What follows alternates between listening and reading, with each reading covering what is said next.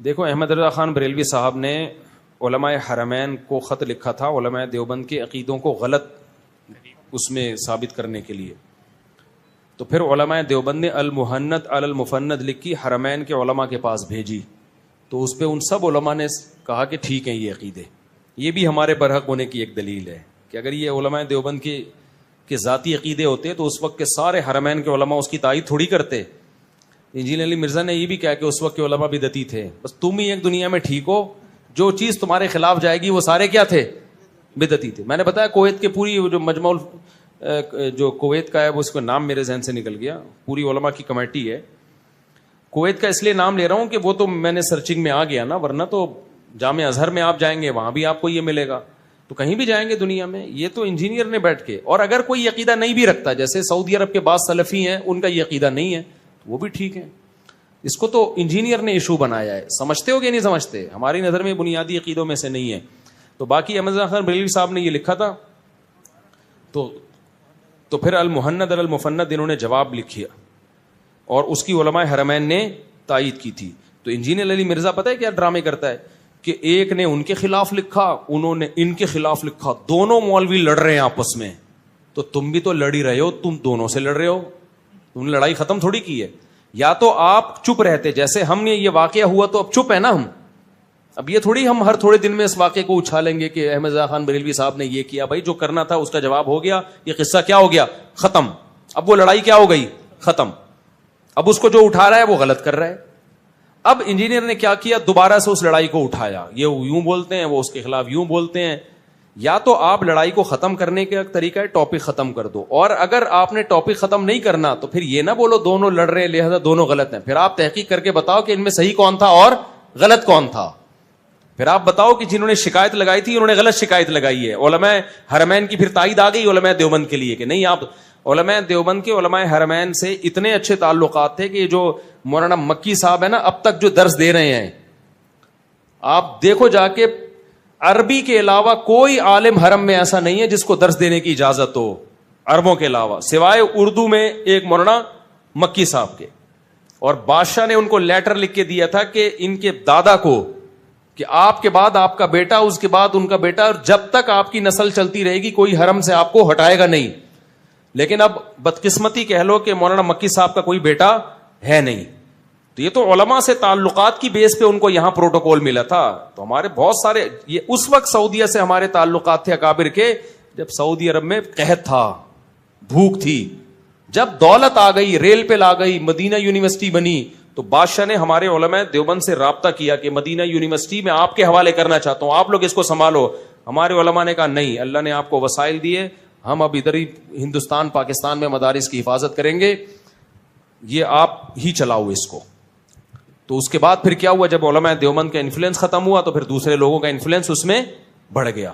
تو پھر انہوں نے یہ پروپیگنڈا شروع کر دیا کہ یہ عرب جو ہیں علماء دیوبند کے خلاف ہیں, اور ان کے علماء دیوبند کے خلاف کتاب بھی چھپی تھی دیوبندیہ کے نام سے, اس میں بھی بڑی غلط بیانی کی گئی. جب وہ کتاب چھپی ہے اس میں سعودیہ کے علماء کے دستخط تھے کہ علماء دیوبند کے عقائد غلط ہیں. پھر یہاں جامعہ فاروقیہ کے ایک عالم نے اس کا جواب لکھا. جب وہ جواب سعودی عرب گیا ہے تو اب وہ دیوبندیہ چھپنا بند ہو گئی ہے, اب وہ بین ہو گئی سعودی عرب میں. سمجھتے ہو کہ نہیں سمجھتے؟ تو پروپیگنڈا پہلے بھی ہوا تھا, اور عرب علماء کے سامنے بہت پروپیگنڈا ہوتا ہے. یہ جو تبلیغی جماعت میں نکلنے کو ناجائز قرار دیا تھا, شیخ صالح المنجد تھے غالباً, بہت بڑے سعودی عرب کے عالم ہیں. انہوں نے فتویٰ دیا کہ سعودی عرب تبلیغی جماعت میں نکلنا حرام ہے. میں نے ان کا فتویٰ پڑھا, اس میں انہوں نے وجہ لکھی کہ یہ لوگ قبر پرست ہیں. مجھے خیال ہوا کہ میں جانتا ہوں چونکہ وہ عالم نیک ہیں, مجھے پتا تھا یہ بدنیت نہیں ہے. مجھے یقین ہو گیا کہ کتنا غلط پروپیگنڈا کیا ان کے سامنے. تبلیغی جماعت کا قبر پرستی سے کیا تعلق ہے یار؟ مجھے خیال تھا کہ میں ان کی خدمت میں جاؤں, میں کہوں حضرت آپ کبھی تبلیغ میں سہروزہ لگا کے دیکھیں, جتنا تبلیغ والے قبر پرستی کے خلاف ہیں. لیکن ظاہر ہے ان کو پروپیگنڈا تو چل جاتا ہے نا, اتنا پروپیگنڈا کیا ہے کہ انہوں نے فتویٰ دے دی قبر پرست ہیں. کچھ اور الزام لگا دیتے یار, قبر پرستی کا تو کسی طرح بنتا ہی نہیں ہے. تو سعودی عرب کے بڑے بڑے علماء, شیخ الحدیث مولانا زکریا رحمۃ اللہ علیہ کے شیخ بن باز سے بہت اچھے تعلقات تھے. جب شیخ الحدیث مولانا زکریا رحمۃ اللہ علیہ نے کتاب لکھی ہے نا داڑھی پر, تو شیخ بن باز نے اس کتاب کو چھپوا کے پورے سعودی عرب میں پھیلایا. بذل المجہود جو شیخ الحدیث کی شرح ہے ابو داؤد کی, آج بھی سعودی عرب کی کتب خانوں میں آپ کو ملے گی. تو علماء سعودیہ کے جو ہیں وہ ویسے بھی ہمبلی ہیں, وہ کوئی غیر مقلد تھوڑی ہیں یا اہل حدیث تھوڑی ہیں, وہ تو ہمبلی ہیں ویسے بھی. تو لیکن ہم اہل حدیث کو بھی گمراہ نہیں سمجھتے, اس کی میں کئی بار ڈیٹیل بتا چکا ہوں کہ اہل حدیث کے بارے میں ہمارا موقف کیا ہے. لیکن اتنی بات ضرور ہے کہ علماء دیوبند کے خلاف پروپیگنڈا بہت ہوا ہے, کیونکہ جو کام کر رہا ہوتا ہے نا, قادیانیت کے خلاف کام ہم نے کیا, یہاں پہ پرویزی فرقے کے خلاف کام ہم نے کیا, دفاع صحابہ میں ہم نے کام کیا, سارے میدانوں میں کام آپ کو سب سے زیادہ, میں دوسروں کی نفی نہیں کر رہا, لیکن ہر میدان میں آپ کو صف اول میں کون ملے گا؟ پوری دنیا میں چلے جاؤ یار, مدارس کا جال بچھا ہوا ہے, سب کے تانے بانے کہاں جا کے ملتے ہیں؟ علماء دیوبند. تو فرنٹ لائن پر آپ کو بہت جگہوں پہ نظر آئیں گے, دوسرے بھی کام کر رہے ہیں, ان کی نفی نہیں کر رہا میں, لیکن پروپیگنڈا ہمارے خلاف بہت ہوا. ایک سعودی مجھ سے ملے, عالم تھے, سعودی عالم تھے, انہوں نے کہنے لگے آپ لوگ کے عقیدے قرآن و سنت کے خلاف ہیں, آپ دیوبندی ہو. میں نے کہا کیا خلاف ہیں؟ تو میں نے کہا پوچھو کیا خلاف ہیں, کوئی ایک تو بتاؤ نا. تو مجھ سے عقیدے پوچھتے کہ میں جواب دیتا کہ کہہ رہے ہیں تو صحیح ہے بالکل. تو کہنے پھر کون سے والے علماء کے عقیدے خلاف؟ میں نے کہا کسی کے بھی, سب کے یہی ہیں, سب کے یہی ہیں. تو کتابوں کی دنیا اور ہوتی ہے بھائی, مشاہدے کی دنیا. اور سعودی عرب میں جو انقلاب آیا, محمد ابن عبد الوہاب, جن کی وجہ سے دنیا ان کو وہابی کہتی ہے نا, محمدی تو کہہ نہیں سکتی تھی, تو ابا کے کھاتے میں ڈال کے وہابی کہنا شروع کر دیا. محمد ابن عبد الوہاب جو ہے, جن کو سارے عرب فالو کرتے ہیں, ان کے جو بیٹے ہیں نا, انہوں نے اپنے والد کے عقائد بیان کیے ہیں. اس میں صاف طور پر لکھا ہے کہ ہم فقہ حنبلی کو فالو کرتے ہیں اور ہم نے پانچواں کوئی مسلک نہیں نکالا.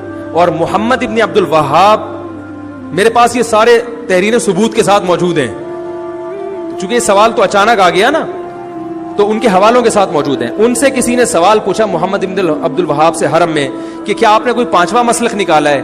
انہوں نے جواب دیا کہ ہم نے کوئی پانچواں مسلک نہیں نکالا, اہل سنت والجماعت کے جو 4 مکاتب فکر ہیں, حنفی, مالکی, شافعی, حنبلی, ہم انہی کو فالو کرتے ہیں.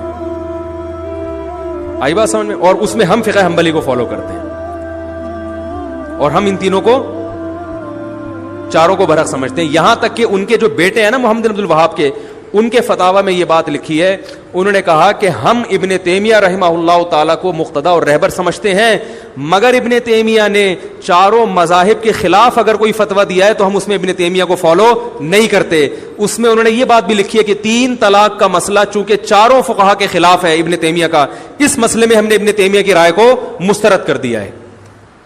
تو محمد بن عبد الوہاب وہ بھی حنبلی تھے, ان کے بیٹے نے تو باقاعدہ کتاب لکھی ہے کہ جو چاروں مذاہب میں سے کسی ایک کی تقلید کرتا ہے, تقلید کے الفاظ ہیں, ہم اس پر رد نہیں کرتے اور ہم فقہ حنبلی کو فالو کرتے ہیں. ابن تیمیہ رحمہ اللہ کو عرب لوگ بہت زیادہ مانتے ہیں, تو انہوں نے کہا ہم ابن تیمیہ کے فالوورز ہیں, لیکن ابن تیمیہ رحمہ اللہ نے چاروں فقہ کے خلاف اگر کوئی بات کی ہے تو ہم اس میں ابن تیمیہ کے قول کو رد کر دیتے ہیں. پھر انہوں نے 3 طلاق کی مثال بھی دی ہے. انہوں نے, سمجھ رہے ہیں کہ نہیں سمجھ رہے؟ یہ ہے. آسٹریلیا سے ہمارے ایک دوست کا فون آیا کہ یہاں آسٹریلیا کے بعض مسلمان حکومت کے قانون کو فالو نہیں کر رہے ہیں, مسجدوں کو میں رش لگا رہے ہیں اور کراؤڈ جو ہے نا کر رہے ہیں, اور وہ کہہ رہے ہیں ہم نہیں مانتے گورنمنٹ کی بات. وہ اتنے پریشان تھے, وہ جنہوں نے مجھے فون کیا, وہ کہہ رہے ہیں یار گورنمنٹ سے کوئی ہمیں امید نہیں ہے, ایسا نہ ہو کہ جب وائرس کی وبا ختم ہو تو یہ حکومت یہاں مسلمانوں کے ہر قسم کے اجتماعات پر پابندی لگا دے, مسجدوں کو ہمیشہ کے لیے نہ بند کر دے کہ یار یہ لوگ جو ہے نا ہمارے جو ہے نا قانون کی کو فالو نہیں کرتے اور قانون شکنی کرتے ہیں. مجھے انہوں نے کہا مفتی صاحب اللہ کا واسطہ, اللہ تعالیٰ حضرت مولانا مکی صاحب کو جزائے خیر عطا فرمائے, انہوں نے حرم سے ایک آڈیو ریکارڈ کر کے ہندوستان کے علماء کے پاس بھیجی کہ بھائی دیکھیں آپ لوگ حکومت کے قانون کو فالو کریں, اور الحمدللہ کر رہے ہیں وہ.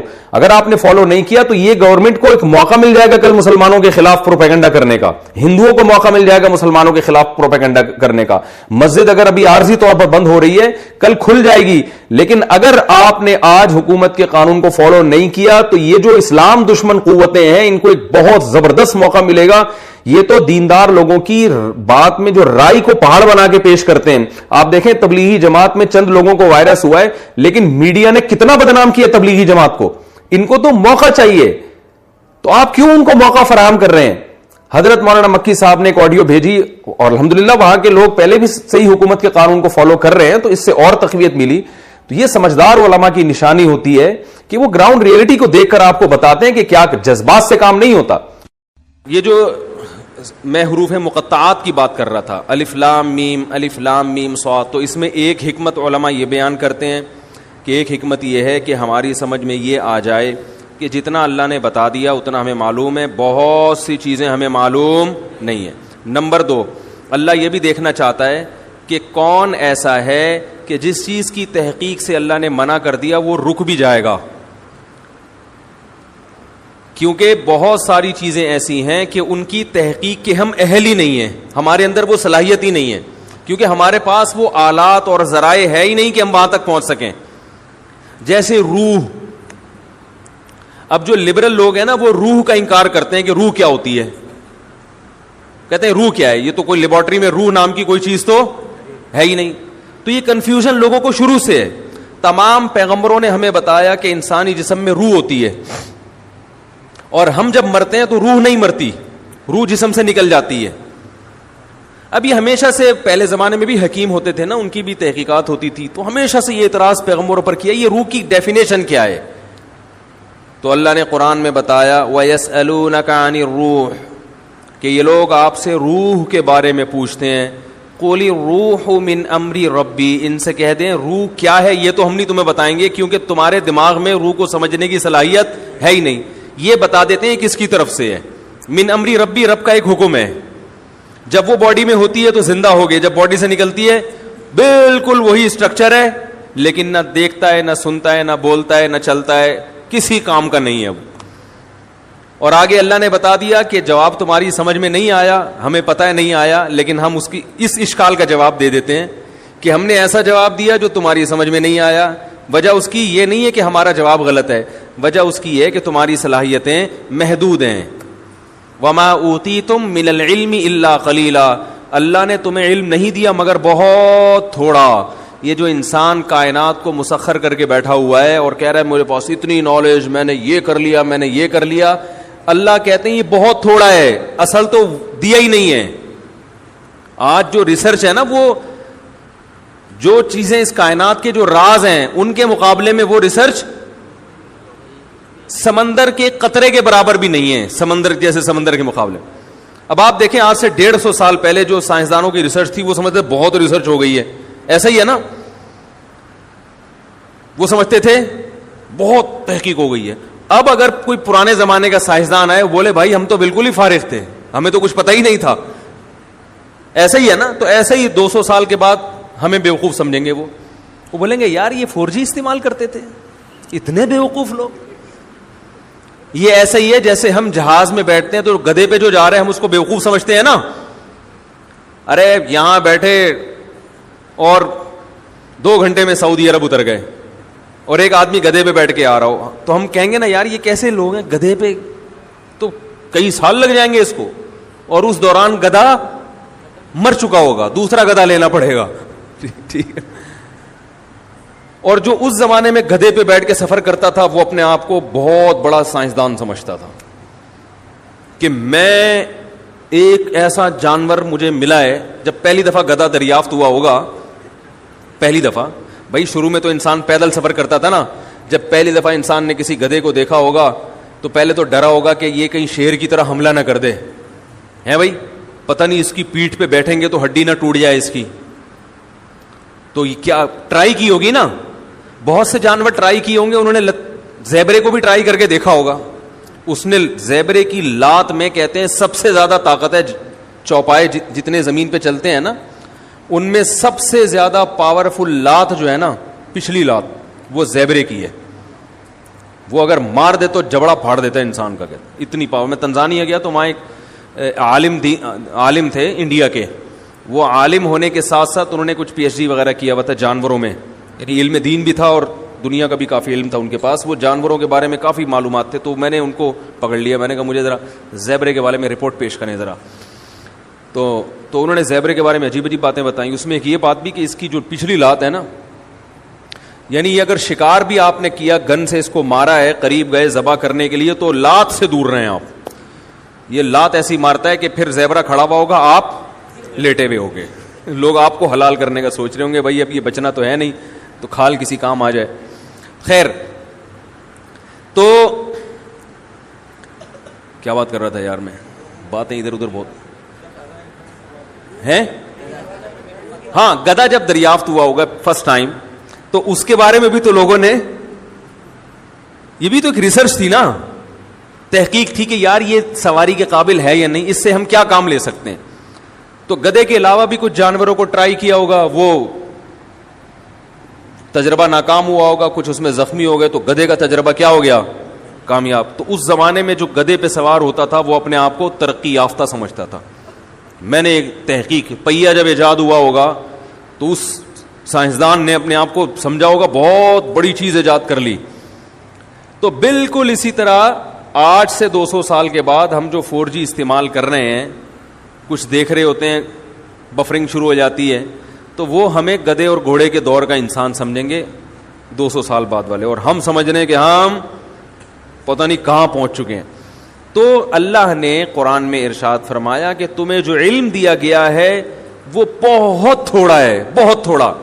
تو جب بہت سی باتیں تمہیں معلوم نہیں ہیں, جن کی حقیقت تمہیں معلوم نہیں ہے, تو اگر روح کی حقیقت بھی تمہیں معلوم نہیں ہے تو یہ کوئی اتنی پریشان ہونے کی چیز نہیں ہے, اور یہ اسلام پہ اعتراض کرنے کی چیز نہیں ہے. کیونکہ زندگی کیا ہے اس کو تو تم خود بھی ڈیفائن نہیں کر سکتے.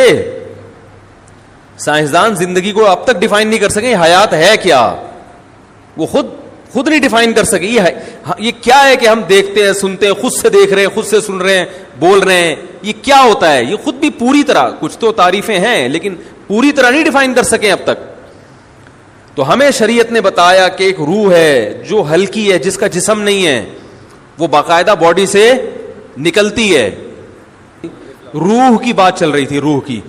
تو اسی طرح روح کی حقیقت کیا ہے یہ ہمیں معلوم نہیں ہے, لیکن ایک ہے, اس کا جسم نہیں ہے, وہ ہلکی چیز ہے, وہ سیکنڈوں میں سفر کرتی ہے. وہ تو وہ ہمارے جسم سے نکلتی ہے. نیک لوگوں کی روحیں فرشتے نکالتے ہیں, برے لوگوں کی روحیں وہ عذاب والے فرشتے نکالتے ہیں.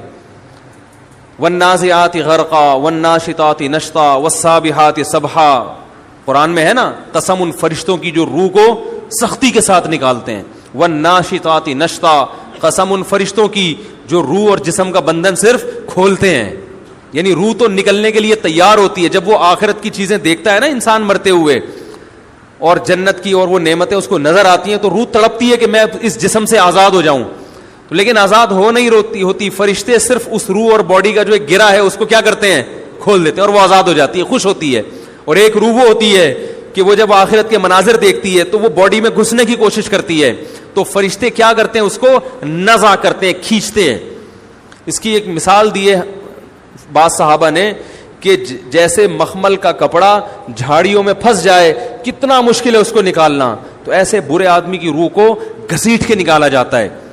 تو تیسرا, بہت لوگوں سے سنا ہے کہ مرنے کے بعد روح 40 دن تک گھر آتی ہے, اور زیادہ رونے سے میت کو عذاب دیا جاتا ہے. بار بار قبر پر جانے سے میت اپنی طرف بلاتی ہے. ان باتوں میں سے کون سی درست ہے؟ ایک بات درست ہے, باقی ساری غلط ہیں. حدیث میں آتا ہے ان المیت لیعذب ببکاء اہلہ علیہ, عربی الفاظ ہے کہ میت پر عذاب ہوتا ہے اس کے گھر والوں کے رونے کی وجہ سے. اب سوال پیدا ہوتا ہے, چیخو پکار کر کے وہ رہے ہیں, عذاب اس بیچارے کو کیوں ہو رہا ہے, یہ تھوڑی رو رہا ہے. تو علماء نے اس کا جواب دیا ہے کہ اس پر لازم تھا, اس کو پتا تھا کہ جب میرے خاندان میں یہ رواج ہے کہ میں مروں گا تو گریبان پھاڑ پھاڑ کے چیخ چیخ کے پورا محلہ سر پہ اٹھایا جائے گا, تو اس نے اس برائی سے ان کو زندگی میں روکا کیوں نہیں. تو گھر کا سربراہ اس برائی کا ذمہ دار ہوتا ہے نا جو گھر میں ہو رہی ہے. اس کو چاہیے تھا وصیت کرتا کہ ہمارے یہ, کیونکہ جن خاندانوں میں رواج ہوتا ہے وہی ایسا کرتے ہیں, جن کے یہاں رواج نہیں ہے وہ ایسا نہیں کرتے. جب اس کو پتا تھا کہ میرے مرنے کے بعد ہا ہو چیخو پکار رونے کے مقابلے ہوتے ہیں باقاعدہ, جو نہیں رو رہا وہ سمجھتے ہیں اس کو تو محبت ہی نہیں تھی, لہذا جس کو محبت نہیں بھی ہونا وہ بھی دکھانے کے لیے رو رہا ہوتا ہے بہت چیخ چیخ کے. تو صبر کا حکم ہے, رونے کی اجازت ہے, وہ تو محبت کا تقاضا ہے بھائی. لیکن ایسے چیخنا, عورتوں کی آوازیں گھروں سے چیخو پکار کی باہر جانا, یہ بہت بڑا گناہ ہے. اس پہ اتنی شدید وعیدیں ہیں, یہ اسلام میں جائز نہیں ہے. تو اس کو پتا تھا میرے خاندان میں یہ رواج ہے, تو نے وصیت کیوں نہیں کی, ان کو روکا کیوں نہیں کہ میرے مرنے کے بعد یہ حرکتیں نہیں ہوں گی. تو ایسی صورت میں اس کو بھی عذاب ہوگا جب کوئی روئے گا, کیونکہ اس گناہ کا ذمہ دار یہ بھی ہے. ان المیت لیعذب ببکاء اہلہ, تو اس کا مطلب یہ ہے کہ جس کو پتا تھا میرے مرنے کے بعد یہ سب کچھ ہوگا, لیکن پھر بھی اس نے منع نہیں کیا خاندان والوں کو, تو اس کو پھر تکلیف ہوتی ہے جتنا چیخو پکار ہوتی ہے. اس کو فرشتے مارتے ہیں, بولتے ہیں تیرا کیا کرائے, تیری تربیت ہے. لیکن اگر وہ وصیت کر چکا تھا اور ان کو سمجھا کے جا چکا تھا تو پھر قرآن میں صاف پتہ چلتا ہے لا تزر وازرۃ وزر اخرى, کوئی دوسرے کے گناہوں کا بوجھ نہیں اٹھائے گا. پھر ان کے رونے چیخنے سے اس کو کوئی گناہ نہیں ملتا. حدیث میں آتا ہے ایک صحابی کا انتقال ہوا تو دوسرے نے بہت تعریف, مرنے کے بعد ہم تعریفوں کے پول باندھ دیتے ہیں نا, روایت میں ہے یہ جو میں آگے پیش کر رہا ہوں آپ کے سامنے, بہت تعریفیں. تو نبی نے فرمایا قبر میں اس کو فرشتے مارتے تھے اور پوچھتے تھے کہ بتا کیا تو واقعی میں ایسا تھا, یعنی یقیناً تو ایسا نہیں تھا, تو کیوں جھوٹی تعریفیں کروا کے گیا لوگوں سے اپنی.